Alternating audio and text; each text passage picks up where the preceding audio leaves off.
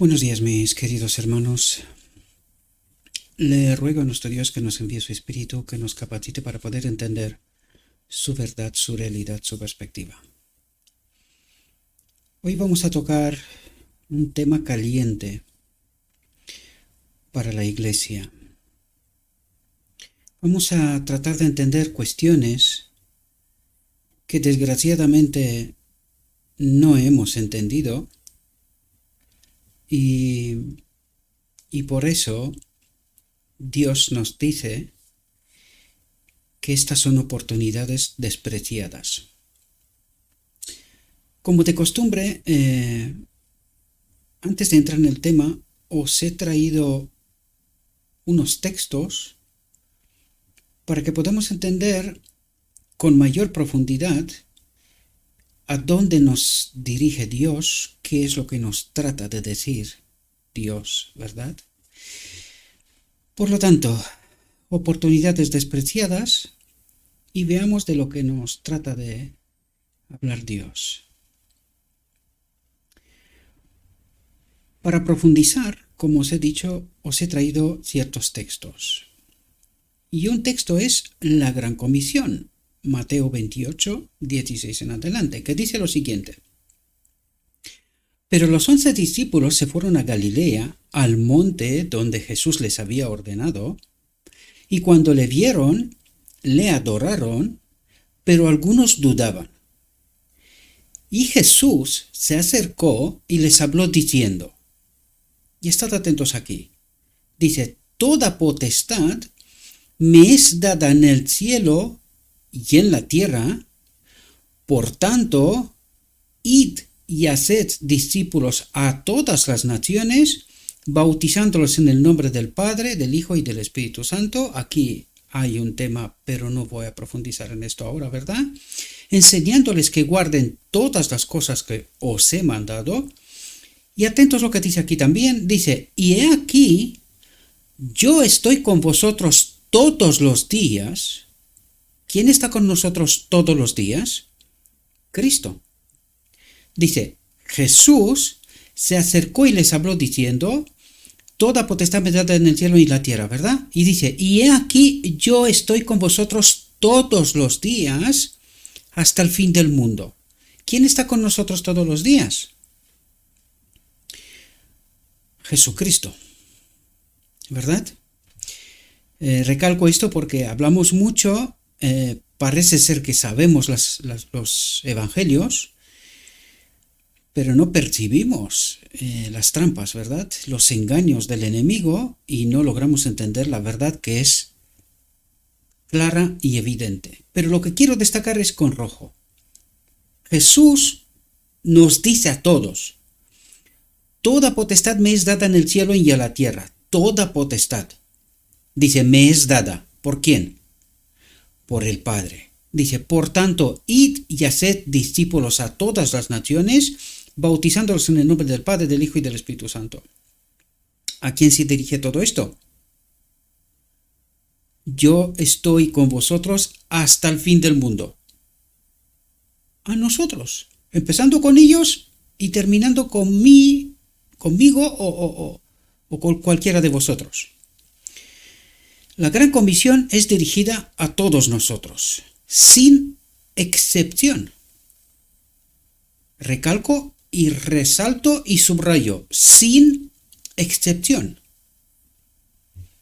Bien, para que podamos entender por qué digo lo que digo, fijaos, Felipe, el diácono, porque quiero traer algo a vuestra atención y a la iglesia, ¿verdad? Algo que hemos pisoteado y que es el Evangelio.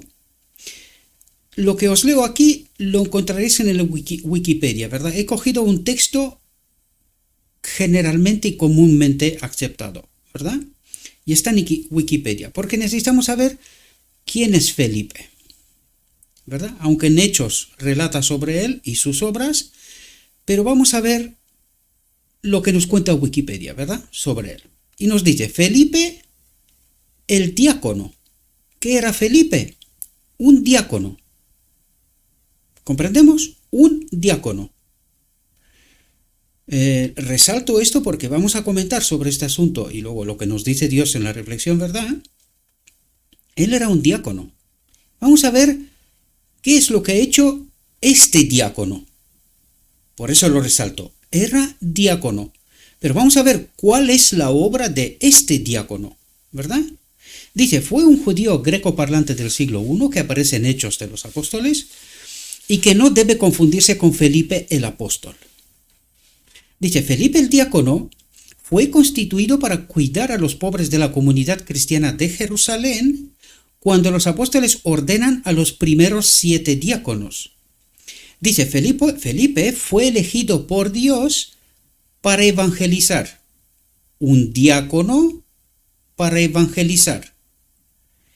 Resalto todos esos asuntos, queridos, porque nosotros nos hemos pasado por el arco de triunfo, el Evangelio.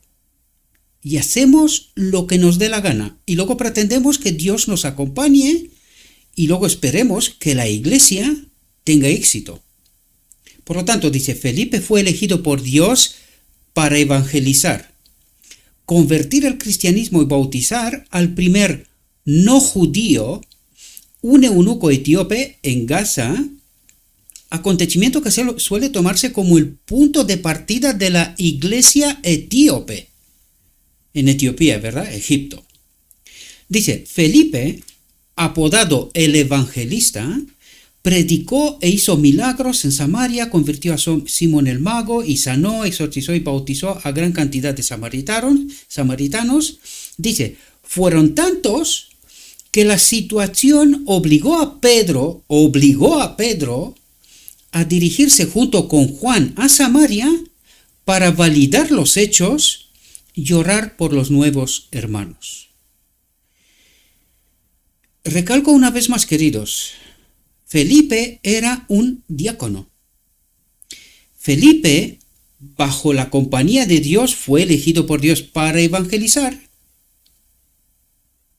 ¿Qué es lo que ha hecho? ¿Cuál es la obra que ha hecho Felipe? Yo diría infinitamente más que cualquier pastor hoy en día. ¿Os parece? ¿Qué era Felipe? Un diácono. Lo vuelvo a recalcar, ¿verdad? Bien. Dice, más tarde se radicó en Cesarea, donde tuvo 4 hijos, las cuales adquirieron el don de profecía, y allí recibió la visita de Pablo de Tarso. Dice, y esto es muy importante, Felipe fue muy centrado en Dios. ¿Por qué Felipe fue elegido por Dios? Porque Felipe fue muy centrado en Dios. Por lo tanto, Dios pudo utilizarlo. Fijaos la obra que ha hecho Felipe. Esta es la gran comisión, ¿verdad? Hechos 8, desde el versículo 26. Vamos a estar atentos. Dice, un ángel del Señor habló a Felipe. Un ángel le habló a Felipe, diciendo, levántate y ve hacia el sur, por el camino que desciende de Jerusalén a Gaza, el cual es desierto. Entonces él se levantó y fue. Y sucedió que un etíope, eunuco, funcionario de Candace, reina de los etíopes, el cual estaba sobre todos sus tesoros, y había venido a Jerusalén para adorar, volvía sentado en su carro, atentos, y leyendo al profeta Isaías, el eunuco, el egipcio, y el Espíritu dijo a Felipe, acércate y júntate a ese carro. Acudiendo Felipe le oyó que leía al profeta Isaías y dijo, ¿pero entiendes lo que lees? Él dijo, ¿y cómo podré, si alguno no me enseñare? Y rogó a Felipe que subiese y se sentara con él. El pasaje de la escritura que leía era este: como oveja a la muerte fue llevado, y como cordero mudo delante del que lo trasquila, así no abrió su boca. En su humillación no se le hizo justicia, mas su generación, ¿quién la contará? Porque fue quitada de la tierra su vida. Respondiendo el eunuco dijo a Felipe, te ruego que me digas, ¿de quién dice el profeta esto? ¿De sí mismo o de algún otro? Entonces Felipe, abriendo su boca y comenzando desde esta escritura, le anunció el evangelio de Jesús. Yendo por el camino llegaron a cierta agua y dijo el eunuco, aquí hay agua. ¿Qué impide que yo sea bautizado? Parémonos un segundo, queridos. ¿Cómo actúa la iglesia de hoy en esta misma situación? ¿Cómo actúa? ¿Podemos nosotros, igual que Felipe, al presentar a alguien el Evangelio, pararnos y a la petición del creyente, del nuevo converso, bautizarlo?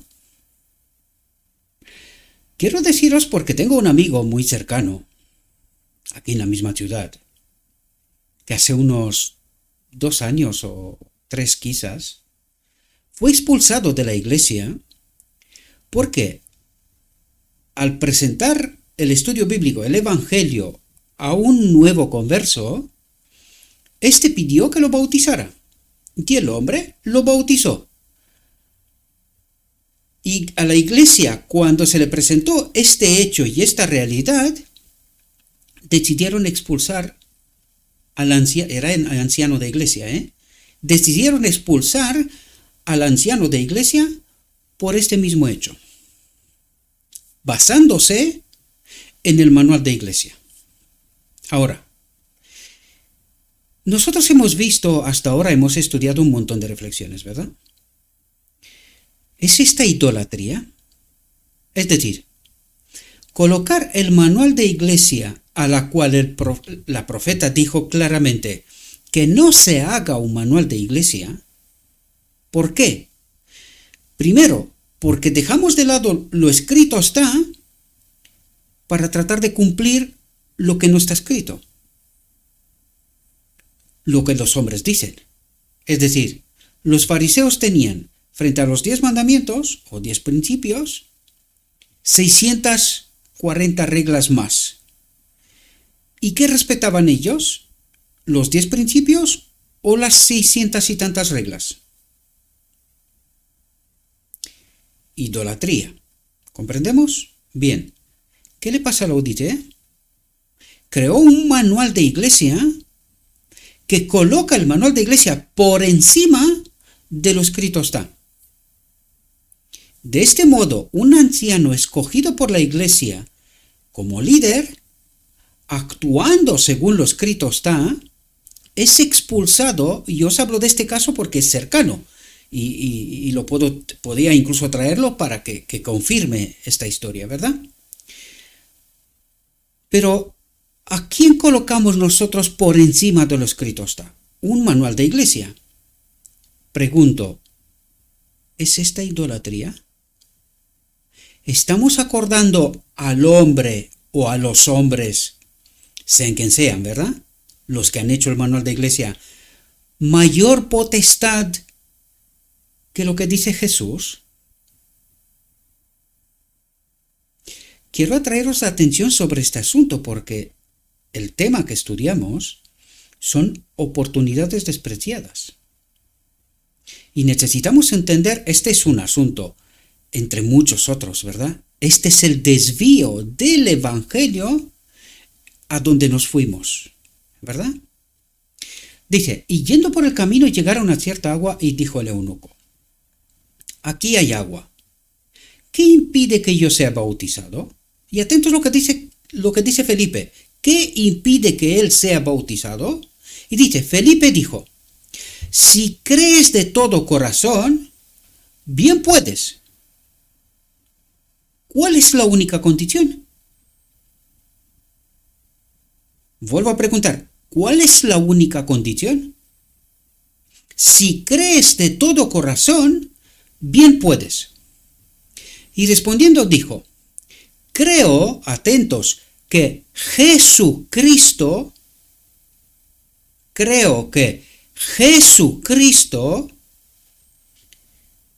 ¿cuál era la fórmula en el principio? En el nombre del Padre, del Hijo y del Espíritu Santo, ¿verdad?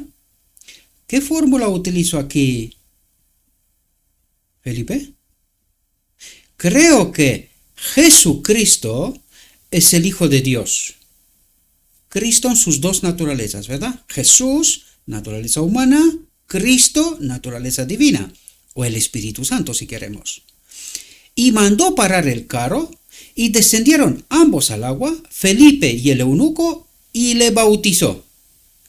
Cuando subieron del agua, el Espíritu del Señor arrebató a Felipe, y el eunuco no le vio más, y siguió gozoso su camino.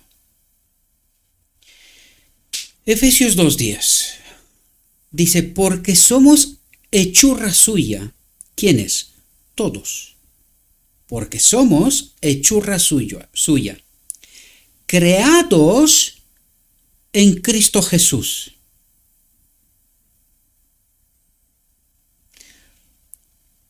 Cuidado cómo formula aquí. Antes vimos Jesucristo, ahora vemos Cristo Jesús. ¿Pero de qué nos habla aquí? Aquí nos habla que fuimos creados en Cristo, el Hijo de Dios, uno igual a Dios, Jesús, naturaleza humana, que todavía no la experimentaban porque no llegó el tiempo. Aquí estamos hablando de la creación. Y el Evangelio nos dice, cuerpo me has preparado desde el principio. ¿Qué cuerpo? Jesús. Ese cuerpo que cuando se iba a convertir uno igual al hombre, Jesús se llamará. Por lo tanto, en este caso dice, creados en Cristo, uno igual a Dios, Jesús, para buenas obras, las cuales Dios preparó de antemano. El Evangelio y cómo se iba a llevar a cabo todo esto, Dios preparó de antemano para que anduviésemos, ¿quiénes? Todos en ellas. Hoy las cosas son bien distintas, queridos. Nueva organización, nueva teología, libros con otra filosofía, con otra teología. Y nosotros defendemos esta iglesia caída en apostasía como siendo la voluntad de Dios. Y leemos el Evangelio y ni siquiera nos damos cuenta que estamos en idolatría, queridos. Al no cumplir justo lo que Cristo dijo, lo que Jesús dijo, la gran comisión, ¿la verdad? No cumplir, la vuelvo a subrayar, no cumplir la gran comisión. Bien, ahora toca entrar en la reflexión. Veamos de qué oportunidades despreciadas nos habla Dios. Dice, el espíritu del buen samaritano no ha estado muy representado en nuestras iglesias. El espíritu del buen samaritano. Dice, muchos necesitados de ayuda han pasado de largo o han sido pasados de largo, como el sacerdote y el levita pasaron de largo ante el forastero herido y magullado que se había dejado morir en el camino. Dice, los mismos que necesitaban el poder del sanador divino, el poder del sanador divino. ¿Sanar de qué? ¿Solamente de hambre, de heridas? ¿De qué? ¿Sanar de qué? De la separación de Dios, de pecado. Esta es la sanación que Dios quiere darnos. Recuerden la obra de Cristo. Él vino a hacer una expiación, la expiación, unirnos a Dios. Esta es la sanación que Dios quiere hacer. Y esta es la sanación que Él espera de nosotros que hagamos. ¿Qué es lo que ha pasado que leímos antes? ¿Qué es el bautismo? Una profesión de fe de que queremos ser unidos a Dios. Esto representa el bautismo en realidad, ¿verdad? Una profesión de fe de que queremos ser sanados de pecado. Y a partir de este momento empezamos un camino, un recorrido de sanación, porque hay todo un proceso con nuestro carácter de desvincularlos del mundo y vivir según las normas del reino de Dios, ¿verdad? Pues los mismos que necesitaban el poder del sanador divino para curar sus heridas, han quedado desatendidos y sin atención. Muchos han actuado como si bastara con saber que Satanás tenía su trampa preparada para un alma y pudieran irse a casa y no ocuparse de la oveja perdida. Es decir, nosotros pasamos de largo de las necesidades de nuestros hermanos, ¿verdad?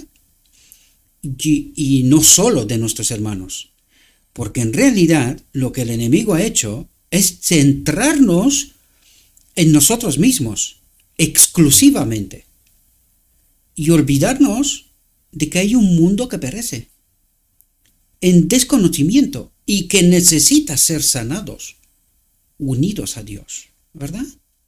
Fijaos lo que nos dice. Es evidente que los que manifiestan tal espíritu,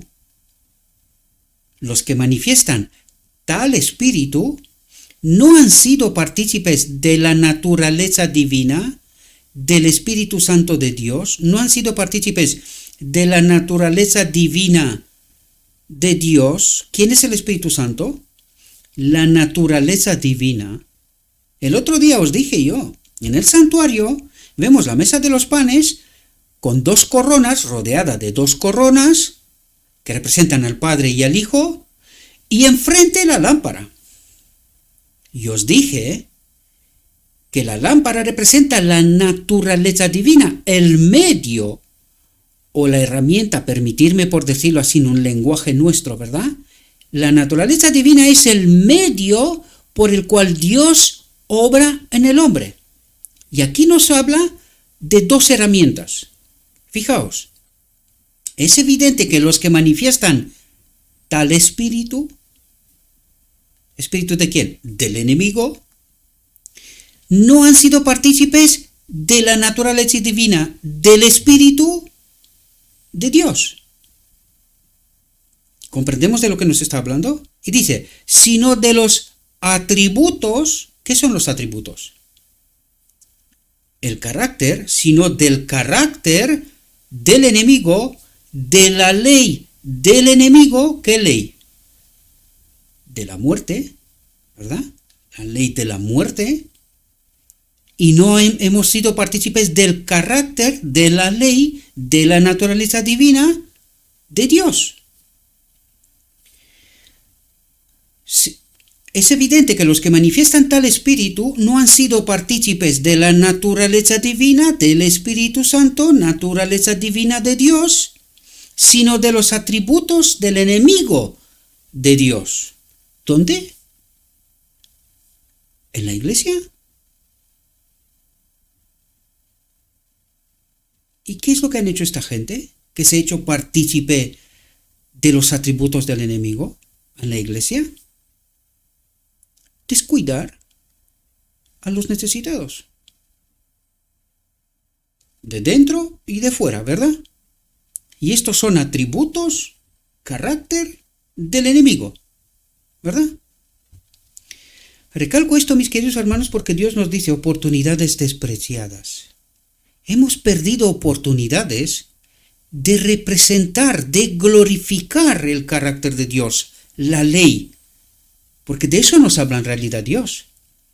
Él está esperando una generación que comprenda los fundamentos del universo, el carácter de Dios, la ley, y que lo glorifique. ¿Y de qué nos habla aquí? Que en lugar de glorificar a Dios, nosotros experimentamos los atributos del enemigo de Dios, descuidando a nuestros hermanos, mientras decimos que los amamos. Fijaos lo que nos dice aquí Dios. Alguien debe cumplir la comisión de Cristo. Alguien debe cumplir la comisión de Cristo. Alguien debe llevar a cabo la obra que Él comenzó a hacer en la tierra. Y a la iglesia se le ha dado este privilegio. ¿A quién? A los pastores. Solo ellos pueden bautizar, solo ellos pueden dar Santa Cena, solo ellos pueden hacer ciertas cosas. Tiren el manual de iglesia. Tírenlo, porque es basura. Y a la iglesia se le ha dado este privilegio a todos por igual de profesar, predicar, presentar, experimentar la comisión de Cristo. Oportunidades despreciadas. Dice, para este propósito ha sido organizada. ¿Perdona? ¿Para qué ha sido organizada la iglesia? Para cumplir con la gran comisión. ¿Y lo cumple? ¿O solo los pastores? Digamos que fueran así. ¿Los pastores la cumplen? ¿Por qué la iglesia no solo que está estancada, sino que está decreciendo? ¿Por qué? Imaginémonos ahora que todos y cada uno de los miembros de iglesia aprovecharían los privilegios de la gran comisión entregados por Cristo a todos los miembros de iglesia. Y que cada uno de ellos saliera y hiciera la obra que hizo Felipe, el diácono. Era un diácono, que en realidad los diáconos en la iglesia hoy día casi no se los considera, ¿verdad? Casi que no. Tienes que ser anciano, pero una vez que eres anciano, tampoco importas demasiado. ¿Verdad? Recalco una vez más, Felipe el diácono y la obra que Felipe hizo.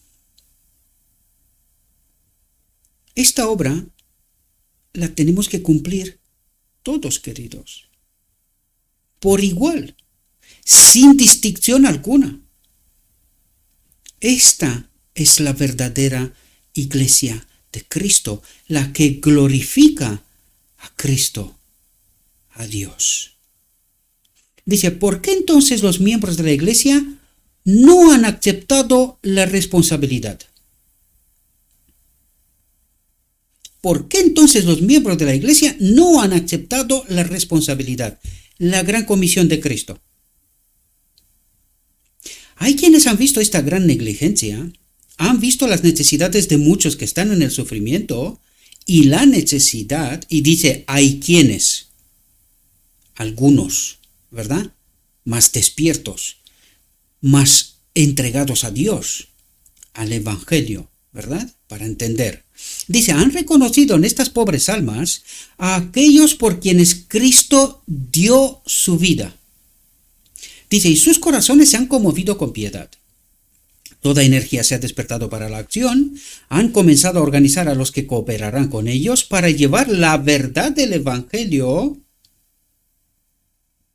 Lo recalco, la verdad del Evangelio, no la supuesta verdad que la iglesia cree tener y no la comprende y menos la cumple. ¿Por qué? ¿Para qué propósito ha sido organizada la iglesia? Esto es muy importante comprender, mis queridos hermanos. La iglesia fue organizada 1863 en adelante, ¿eh? ¿Pero por qué? Hasta aquel momento, ¿por qué no había sido organizada? Decimos, no había sido organizada. Sí que estaba organizada. Sí que estaba organizada. Hasta 1863 la iglesia había sido organizada, pero no institucionalizada. ¿Y por qué se hizo la institución? Porque necesitaban imprenta, porque tenían los sanatorios, en fin, una serie de cuestiones, ¿verdad? Pero ¿esto qué quiere decir? ¿Que hasta aquel momento no era iglesia? ¿Pero quién la levantó? Cristo mismo, ¿no? Los mensajes de los tres ángeles, Cristo mismo. Por lo tanto, hasta 1863 no fue iglesia. ¿Y para qué se hizo la institución? Que luego resultó ser un gravísimo error, ¿verdad? El que lee con la mente despierta el espíritu profecía comprende. Y por eso vemos, después de 1888, todo lo que hemos visto en todas esas reflexiones que no nos gustan, yo ya lo sé, no nos gustan. Pero la sierva, Cristo a través de la sierva, nos dice la consecuencia de nuestras decisiones, de nuestras elecciones, ¿verdad? Estas son las consecuencias. Y ahora tenemos que arreglar estos errores conceptuales. Eso es lo que tiene que hacer la última generación. Someterse solamente a Cristo. Por eso vemos 18:4, salid de ella, pueblo mío. ¿De qué? Salid de la apostasía. Sométanse a Cristo. Cumplan con la gran comisión. Para este propósito ha sido organizada la iglesia. Dice, han comenzado a organizar a los que cooperarán con ellos para llevar la verdad del Evangelio ante muchos que ahora están en el vicio y la iniquidad, para que puedan ser redimidos de una vida de disipación y pecado. Dice, los que se han dedicado a esta obra de ayuda cristiana han estado haciendo lo que el Señor desea que se haga, y Él ha aceptado sus labores. Y Él, Cristo, ha aceptado sus labores. Lo que se ha hecho en esta línea es una obra con la que todo adventista del séptimo día debería simpatizar y respaldar de todo corazón, y a la que debería aferrarse seriamente. Debería aferrarse a esta obra seriamente, dice. Al descuidar esta obra que está dentro de sus propias fronteras, es decir, en el marco de la iglesia, al negarse a llevar estas cargas, la iglesia se encuentra con una gran pérdida, dice. Se ha quedado insignificante y por eso los maestros quisieron reconocimiento, que no se les considere secta. ¿Por qué? Porque eran tan pequeños, tan poquitos. Claro, ¿por qué eran poquitos? Porque no les acompañaba Cristo. Porque no han hecho lo que debería de haber hecho. Porque es muy simple. Simplemente hay que pensar. Cristo acompañó la primera generación a través de la sierva, ¿verdad? ¿Y cómo llegaron a 1888? ¿Qué ha pasado? ¿Cuáles son los hechos que ha hecho que 1888 resulte una realidad, desgraciada realidad? ¿Qué ha pasado? Nos toca estudiar, queridos. Yo ya os lo dije, que entrar en la iglesia, este es solamente el primer escalón. Es entrar en el camino correcto. Pero que hay que recorrer muchísimo. Muchísimo. Hay que entender el Evangelio, hay que entender el Espíritu Profecía, hay que entender nuestra historia y hay que entender nuestra realidad para que luego podamos, de verdad, glorificar a Dios, que es lo que espera a través de una última generación, que esté despierta. Las 10 vírgenes y la voz en medio de la oscuridad. Prepárense. Viene el novio. No lo sé si entendemos, ¿verdad?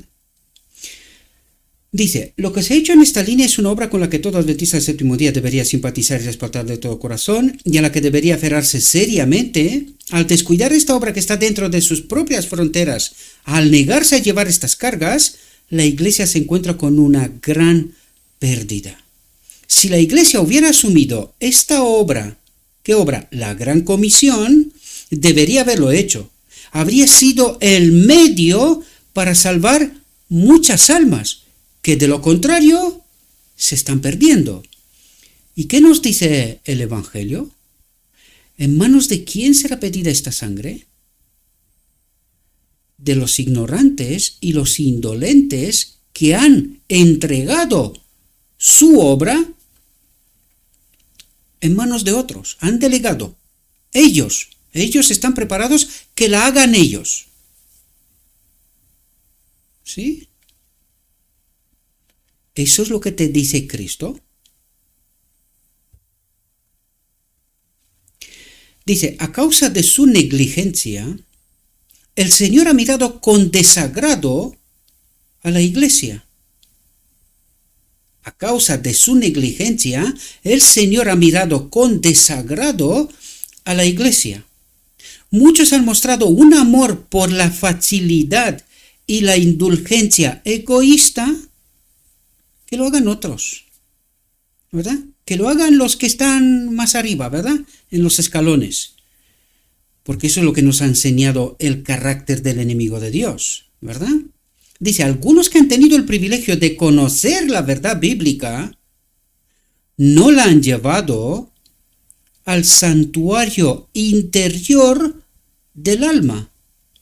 Al santuario interior del alma.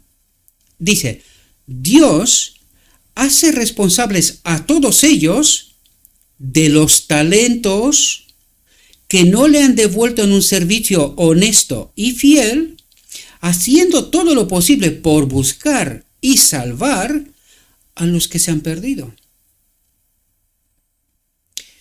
Y esta gente está en medio de la iglesia y cree ser salva. Y no entiende, el Señor ha mirado con desagrado a la iglesia. ¿Este es mi pueblo? ¿El que me tiene que glorificar? ¿El que tiene que terminar la obra? ¿Este es mi pueblo? Dice, estos siervos perezosos son representados como si vinieran atentos a la cena de las bodas sin el traje de bodas.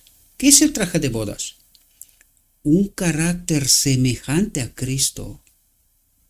Por eso en medio de la noche hay un grito, prepárense, viene el novio. ¿Prepárense qué? Un carácter. Y por eso nos dice, este carácter no se puede formar en el último momento. Es imposible. Estos siervos perezosos son representados como si vinieran a la cena de las bodas sin el traje de bodas. Es decir, viene con su propio traje, que ya conocemos, ¿verdad? El relato bíblico. Que le preguntará, pero ¿tú qué estás buscando aquí? ¿Cómo has llegado aquí? Y lo echa fuera, ¿verdad? Dice, el manto de la justicia de Cristo. ¿Qué es la justicia de Cristo? El Padre en Cristo y el Espíritu de Cristo, la naturaleza divina de Cristo en nosotros. Este es el manto de justicia. Esto es Cristo nuestra justicia. Dice, han aceptado nominalmente con el nombre la verdad, pero no la practican. No es una experiencia real de su vida. Dice, profesando estar circuncidados, en realidad están entre los incircuncisos. Profesan ser la iglesia, pero glorifican al enemigo de Dios. Este es el carácter que tienen. ¿Por qué no nos entusiasmamos con el Espíritu de Cristo? Porque no hemos comido la carne, queridos. Por eso no nos entusiasmamos con el Espíritu de Cristo, porque alguien nos engaña y nos dice que lo tenemos. Pero Dios dice, ¿por qué no nos entusiasmamos con el Espíritu de Cristo? El Espíritu Santo, el Espíritu de Cristo. Porque no lo hemos experimentado, queridos. Esta es la realidad. ¿Por qué nos conmueve tampoco los gritos lastimeros de un mundo que sufre? Y ya lo vemos cómo está. ¿Consideramos nuestro exaltado privilegio de añadir una estrella a la corona de Cristo, un alma liberada de las cadenas con que Satanás la ha atado, un alma salvada en el reino de Dios. La Iglesia debe darse cuenta de su obligación de llevar el Evangelio de la verdad presente a toda criatura. Les ruego que lean los capítulos 3 y 4 de Zacarías. Si se entienden estos capítulos, si se reciben, se hará una obra para los que tienen hambre y sed de justicia, una obra que significa para la Iglesia,